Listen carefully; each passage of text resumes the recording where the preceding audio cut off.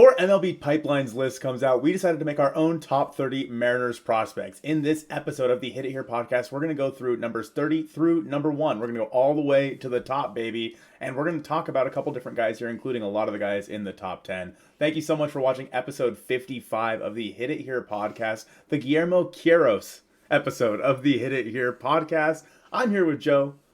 Literally, here with Joe. Literally! I'm here with Joe.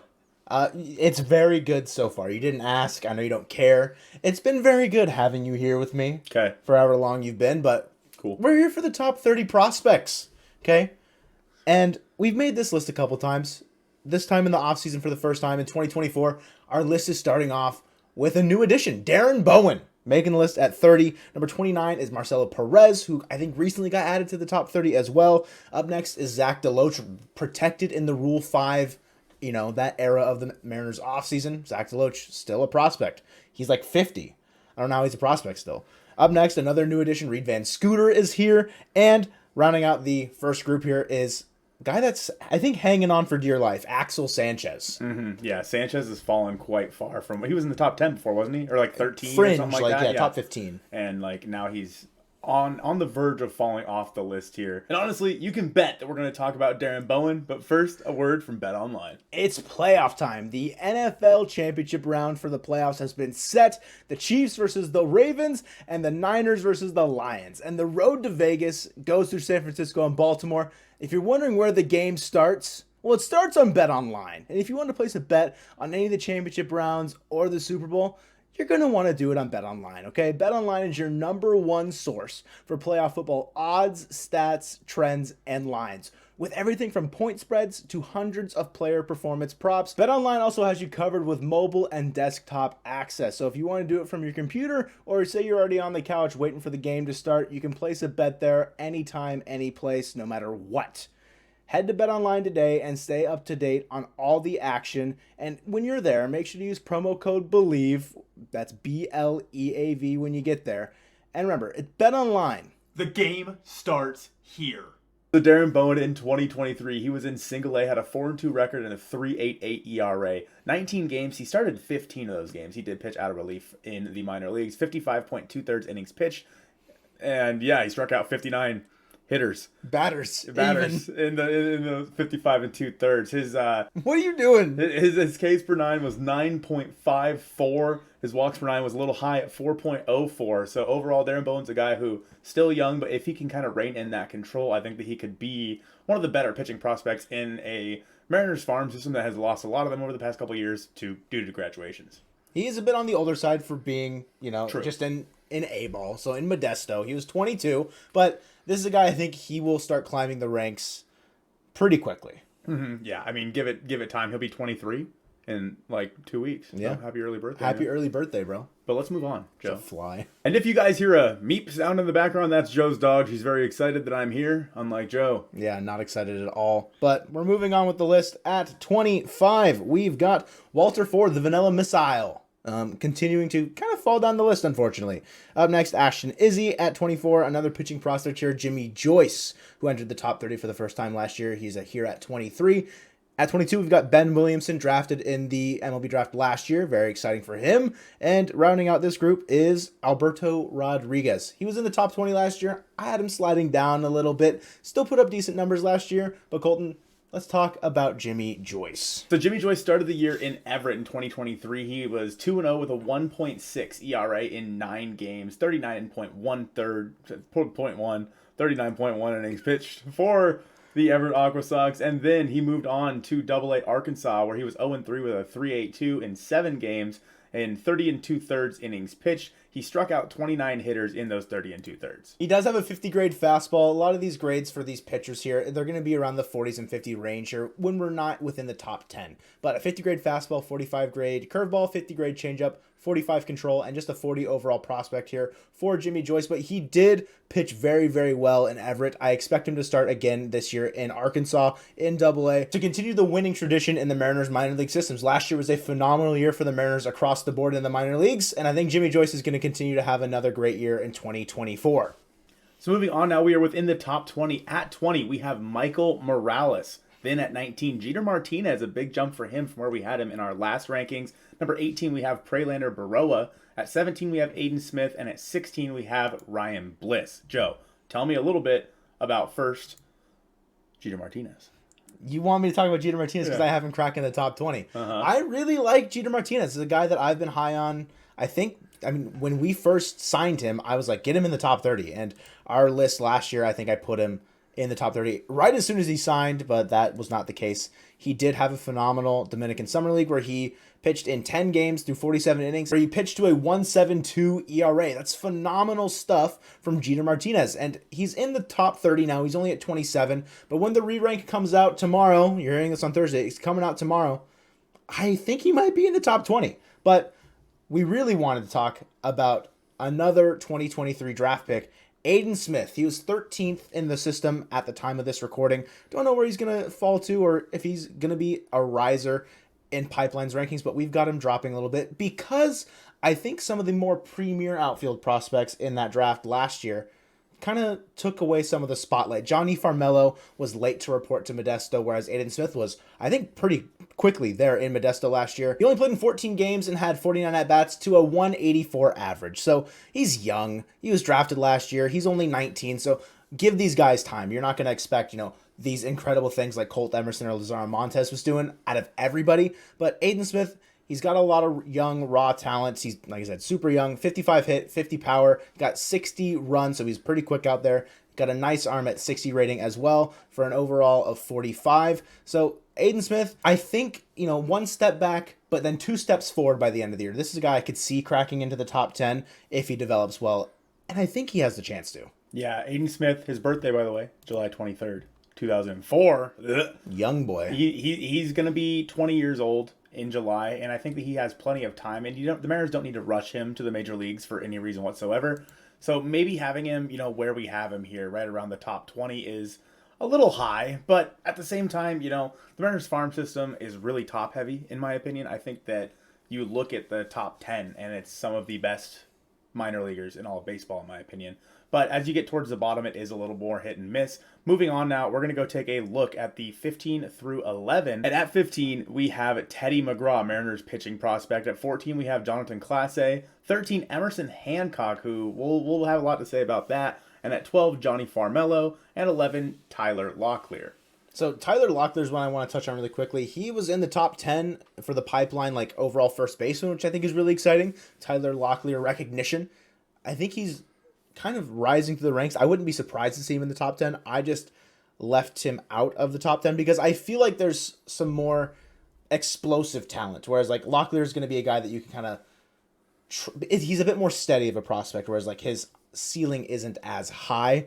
You mentioned when you're talking about Emerson Hancock. I didn't know if I wanted to rank him because he's probably just going to graduate here pretty soon. But I feel like he's falling out of the top 10. He's still going to again, he's still good. He's still a potential number 5, maybe number 4 out there in the MLB. He still has plenty of time to develop, but where Emerson Hancock was amongst the ranks of Logan Gilbert and George Kirby when he was first drafted, definitely a bit of a fall from grace there, but a guy that didn't have a chance to pitch in 2023, Teddy McGraw, a guy that we made the mistake of leaving off our last list, and Accent yelled at us in the comments when we did that. He did not make any professional ball appearances for the Mariners after being drafted because he had Tommy John surgery. First one happened in 2019, and then he had another reconstructive surgery right before his senior year was going to start in 2023, so wasn't able to pitch. Not really sure how to rank him properly. He's 17th right now on Pipeline. We have him jumping up to 15 because there's a lot to like about what he's got to offer, and I think, we're just going to be able to see him develop. He's probably going to start, Modesto? He's 22, so maybe he starts on the older side. Yeah, so maybe he starts in Everett. I'm not sure, but Teddy McGraw is a guy that, he can hit 98 if he's given it his all, but do we really want to trust that with a maybe dodgy elbow? I'm not so sure. I was going to say sure or certain about that. I'm not so certain about that, but anything else you want to note about Teddy McGraw here, Colton? I think that it's just when you look at the Mariners pitching prospects right now, they're just kind of they're there, but it's not quite the George Kirby, Logan Gilbert, even Emerson Hancock type of prospects the Mariners have right now because if you go back through their drafts, they drafted, I think they went Gilbert, Kirby, like back to back or something like that. Yeah, back-to-back years. Yeah, and then they went last couple of years. They went Cole Young. They got Harry Ford, Colt Emerson, etc. So they've kind of shifted their focus now from college arms, which is I think what they wanted to build this team off of was big impact arms for the starting rotation. Now they've kind of veered off of that path with the arms already in the major leagues. They veered off to now drafting younger hitters up the middle. So I mean, it's just like the natural progression of things in my opinion. So none of these guys are all that exciting. I think we only have we have one pitcher in the top 10, and that's going to be coming up soon. I would never spoil anything. How dare you? Something that I think is interesting just for pitching prospects is like, sure, Gilbert was a first rounder, right? Mm-hmm. Kirby a first rounder, and then Hancock was a first rounder, but like Bryce Miller and Brian Wu were not. Teddy McGraw was a third rounder last year, and he's on the older side. So this could be a very similar situation to like, say, Brian Wu, a guy that had elbow surgeries, arm injury history in general, and then quickly shot up through the ranks and became a bona fide number 5, number 4 for the Mariners in what, a year and a half, 2 years. So like Teddy McGraw could be a guy might be a sleeper pick to watch out for, who could quickly jump up these rankings and make impact for the Mariners in a couple years' time. His ETA is 2026, and we're into the top 10, Colton. We are, and that's going to be a newcomer, Joe. Or should I say, DeWalt Joseph is coming in at number 10. God, that was so good. So good. DeWalt Joseph coming in at number 10. Shortstop out of the Dominican Republic, obviously just signed out of the international period. Looking at DeWalt Joseph, he has a hit tool of 55, a power of 50, run of 55, arm of 50, and fielding of 55 with an overall of 55. I mean, that's pretty... It's well-rounded. That's really well-rounded. That's some of the higher numbers you're going to see for a guy as young as he is. But I think that, some of the... comparisons. Some of the comparisons we've seen have been to Byron Buxton. Hey, similar build. Why not? Sure, I'll take it. Tall, lanky guy like that. I think that DeWalt Joseph slots right in here into the top 10. Obviously, we'll wait to see where Pipeline has him. But Felon Celestine, we did have ranked pretty high. I think we had him 3, 4 last year. 3 or 4, but I think he debuted in at 5 maybe, or 6. Maybe. But currently, Felon Celestine, he's sitting at number 7 in the Mariners system. So, kind of was hampered by some injuries last year and the visa issues I think you were mentioning at the beginning of spring training in our last podcast. So, again, don't expect Joseph, I think, to jump up to the top 5 because Celestine was a higher-ranked international prospect last year when we signed him, and if he wasn't an automatic bid for the top 5, expect Joseph in or around the 10 range, I would say. And then I gave a little bit of the benefit of the doubt here. The one pitching prospect in the top 10 for the Mariners is someone we just acquired this offseason in the trade with the Atlanta Braves. We sent Jared Kelenic away. And the guy we got back, look at it, it's sad. Cole Phillips, a guy who, similar to Teddy McGraw, has not pitched professional baseball. He's currently ranked 15th in the Mariners prospect system.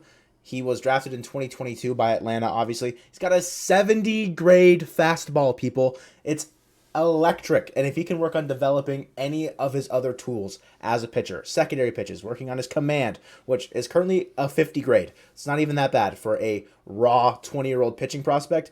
Cole Phillips is making his professional debut this year, and I think he honestly is the best pitching prospect in the Mariners farm system right now, but I couldn't put him ahead of other guys who have been there, done that in the Mariners system for a little bit of time now. That leads us into Michael Arroyo. Yeah, it's fine, Joe. I honestly didn't want to talk one bit about Cole Phillips from my side. I'm glad that you asked. Did you want to? Maybe a little bit. I think that Cole... Go ahead. I think that Cole Phillips, has a high floor with that 70 grade fastball. If nothing else, he could probably be a high leverage reliever.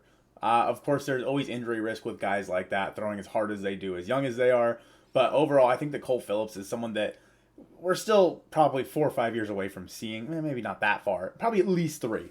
Say at least 3 years away from seeing Cole Phillips. But he is kind of the big get in the Kelenic trade, other than obviously the money saved. Oh, I thought you were going to say Jackson Kowar. I was like, what? Other than Jackson Kowar, our new number 1 top prospect. Stay tuned. Anyways, Michael Arroyo, Colton, after you were able to give your piece about Cole Phillips. I'm glad you were able to do that, really. Thank you. Truthfully. Michael Arroyo started off the 2023 season in the Complex League, and he was lighting the world on fire. In Only 4 games, so, keep in mind, only 4 games, but a 636 average. Dude had 13 plate appearances and had a 636 average. His WRC plus was almost 300. And then after moving to Modesto, he did slow down. In 57 games across 209 at-bats, he only had a 234 average. So it's not terrible, but definitely a little bit more to be desired from Michael Arroyo after hitting at a 600 clip, right? He is not really a big power guy. He's a small middle infielder. More contact speed combo there. I've seen some comparisons to like a Howie Kendrick or maybe even like a Josh Harrison. So a nice utility role player at his floor maybe. So he's currently ranked 5th in the Mariners system. I feel like he's going to fall down because there have been some big risers, I think, throughout the end of last year coming into the 2024 campaign. Any final thoughts on Michael Arroyo? Thank you so much for asking. Yeah, when it comes to the shortstops in the Mariners minor league system, I mean, it's just hard to rank all these guys right now because there's about 1 million of them. And obviously, that's kind of the Mariners' game plan when it comes to drafting in terms of just signing young guys. It's find the most athletic guy, which usually you have your most athletic guy at shortstop. So it would explain why, as we get a little bit closer to the top here, you're going to hear a few more shortstops on this list. And that is not going to include number 7, Ty Pete. He's kind of a shortstop. He's a shortstop maybe grades out better to a third baseman, but was positionless in Modesto because of other guys that will eventually be named. But Ty Pete, he was another first rounder that the Mariners picked up last year in the Complex League, had a bit more success, hit 351, put up a 125 WRC plus, is in limited action, is only in 10 games, but dude was showing that he can hit the hell out of the baseball, and he did that in Modesto as well. There was a game where he hit 2 grand slams. Dude has raw power. It's one of his greatest assets, I'd say, but he's another freak athlete. Colton, anything else you'd like to add about number 7, Ty Pete here? Yeah, Ty Pete's a guy who does run a bit of a strikeout risk. I mean, that's just going to come with the territory when it comes from a guy that has as much power as he does. Again, like you said, I think he grades out better as a third baseman in the future, but he's still so young. He's 18 years old. I think there's plenty of time for Ty Pete to grow into something more than he is right now. Obviously, when you see guys come that get drafted immediately and then they go and play, in the complex league or what have you, you can't really take those numbers into account. They were just sitting there playing college ball. So it's like that many games is just, that's a lot. It's hard to get players that you just drafted and then immediately throw them into big league action or professional action. Yeah. But I think that the Mariners have done a really good job with that, especially with these top 10 guys. He was, I don't want to say like a fringe two-way player. I'm sure that's probably going away because, the longevity of it might not be super possible, but Ty Pete's a guy that I think is going to rise up the boards a bit. He's ranked 10th right now. Got him at 7. I don't know what his floor is, but a guy that we've got kind of falling through the floor a little bit here. Former top 3 in the top 100 prospects. We got Gabby Gonzalez at 6. Yeah, Gabby's a guy, an outfielder for the Seattle Mariners. His ETA is 2025, so he's not that far away, but he is someone that just because of the nature of what the Mariners have been adding over the past, calendar year, he's going to start slowly falling down the list because whether that be prospect fatigue or what have you, in 2023 in single A, he had 348. So, 9 home runs, 51 runs, 54 RBI. He's a guy that does run, again, a strikeout risk, but in high A, he hit 215 in 43 games, and he only put together 9 home runs there as well. So, I don't know. 9 home runs in 43 games compared to 9 home runs in 73 games? Come on. A lot of power there, but a guy that does run, again, like I said, a high strikeout risk. I think he's still a good trade chip for the Seattle Mariners. I don't necessarily know where he slots in when it comes to in a couple of years' time in that outfield. Obviously, Julio's out there, but Gabby's a guy that I think we've both thrown into a lot of trade packages hoping to maximize his value. I don't know. What do you think about Gabby Gonzalez? I think last year where he's, hitting above 300 in single A might be the peak of his value, realistically. And it's not any slack against him just because with the way that the Mariners prospect system is developing, he is just going to kind of slowly fall down some pegs unless he gets back to his hitting ways. That's his big thing is when he's on fire, he is pretty much unstoppable. Dude can hit like no other. It's just he has very big hot and cold streaks. Yeah, someone that I really do want to talk about and their athleticism is this card of me that Joe has on his desk. Let's talk a little bit about that. Joe, can you please hand that to me? This is going to be our number 5 prospect here. And let me just... Yep. Yeah, that's me. That's on my desk. I can't believe I never signed this for you. It's crazy. You could right now. You want me to? No. All right.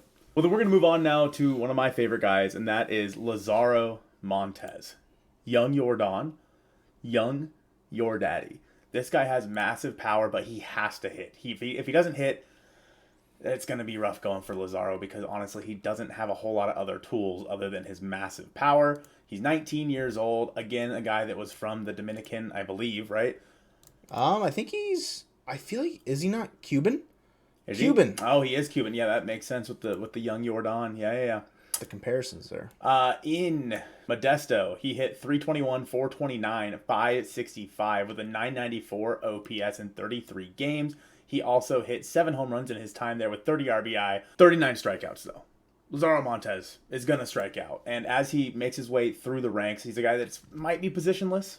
Like, as we get a little bit further along, I don't know if he's going to be the corner outfielder of the future for the Seattle Mariners. He might just be a DH, but kind of like young Jordan. I think something that could be intriguing, if they want to lengthen his potential or increase his potential, give him a bit more longevity as a player, having him practice first base a little bit might be interesting. I think it could fit pretty well. Whether or not he's got the tools to do it, has the footwork to do it, I'm not entirely sure.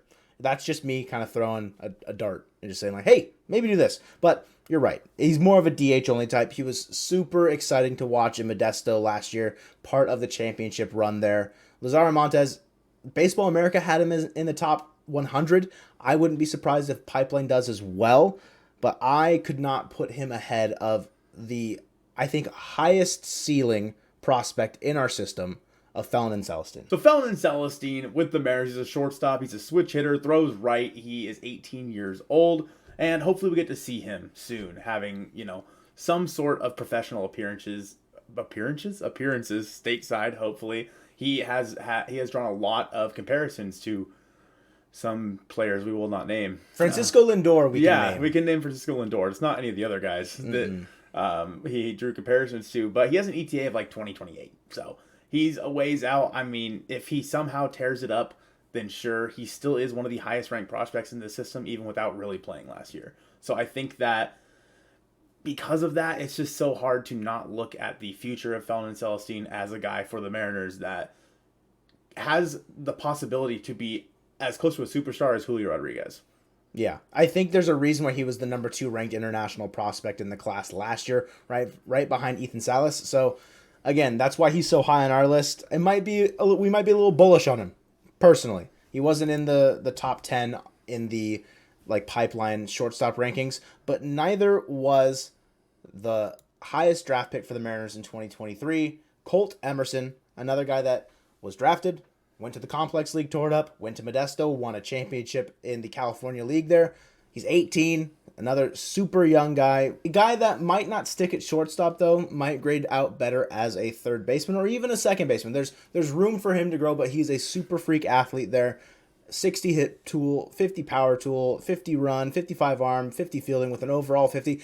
Those numbers are going to go up. Those numbers can fluctuate, by the way. Those scouting grades, they can go up and down. I was looking at Julio's from way back when. His speed tool was as low as I think 45 at one point, and that's just hilarious to look back on. Colt Emerson, he is a guy that can just hit. He can just rake. In Modesto, 302 average, a 436 on base with a 444 slugging and an 880 OPS across 16 games and 63 at-bats. Not a ton of power, only 1 homer, but he did hit 6 doubles, so he's able to stretch out some singles into doubles. He is going to be, I think, the 3rd-ranked prospect. There's no way that he is going to be behind anybody else other than our top 2 here. With that being said, I think he could have been ranked higher. You think he could be better than our number 2 guy? I do think that he has a chance to be better than our number 2 guy. Again, maybe that's prospect fatigue, but our number 2 is going to be Harry Ford. And I forgot to mention also, Colt Emerson, it's just short for Colton. Is it? No. I didn't think so.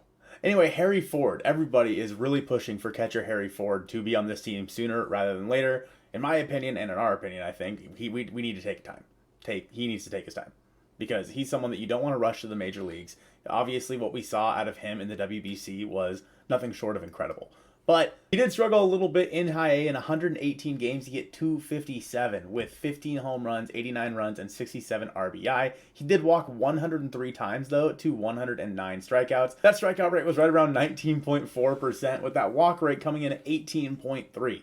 That is incredible. he also did, maybe the batting average on balls in play was something that affected him, because obviously it went down a little bit from previous years where it had been 358 in 2022 down to 307 in 2023. Still a great number, but overall I think that Harry Ford, what was he ranked in catching prospects? I think third or fourth. Yeah, that sounds right. Yeah. So, I mean, everyone knows about Harry Ford. There's no secret here.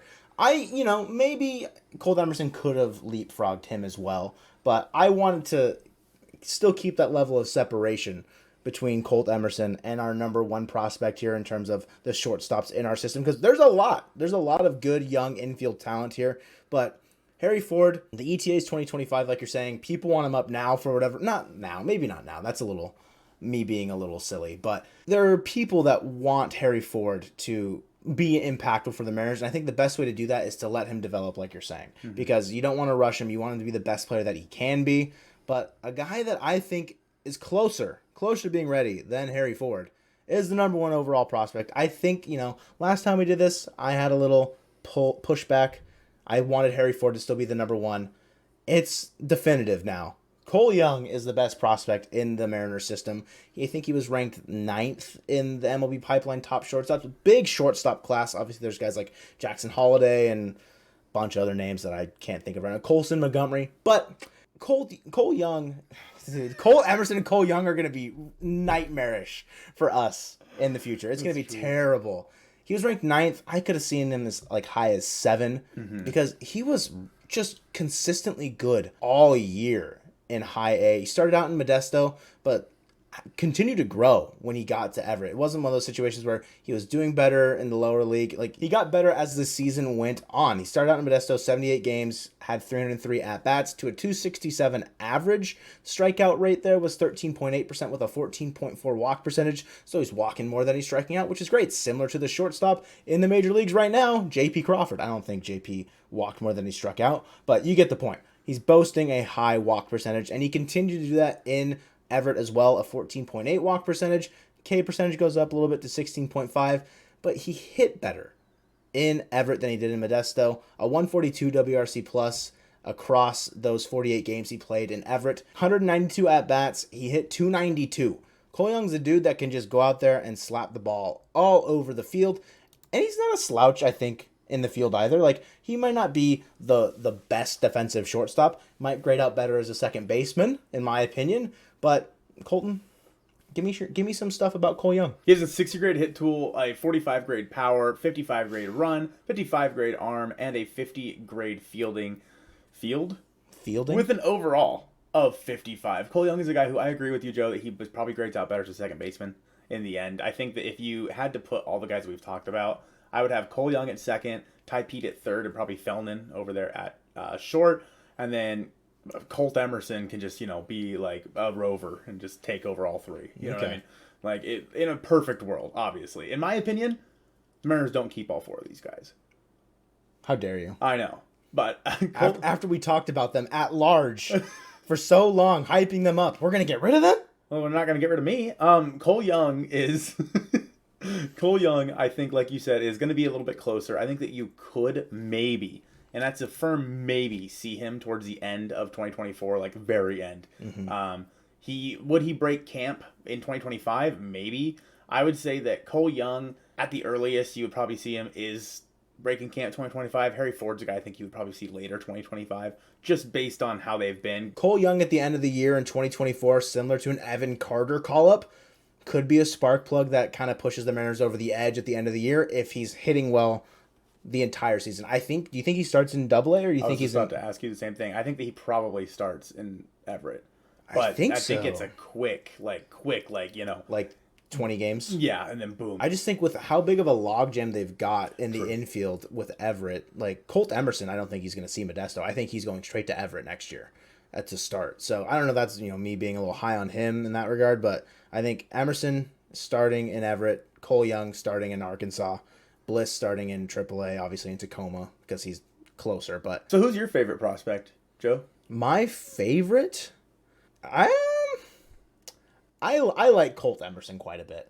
I think being able to go see him play in Modesto, like that one opportunity I got to, it was just, you could tell that there was just this like air about him that he knows that he's a confident individual, I'd say, and he knows like what he wants to do at the plate, like at any given moment. Like he has command over those situations really well, which is a good sign for the mental side of the game, I think. Just having that level of confidence and the ability to stay cool in big situations. Cole Emerson, he's a guy that I'm pretty fond of, and he's only been in the system for 6 months.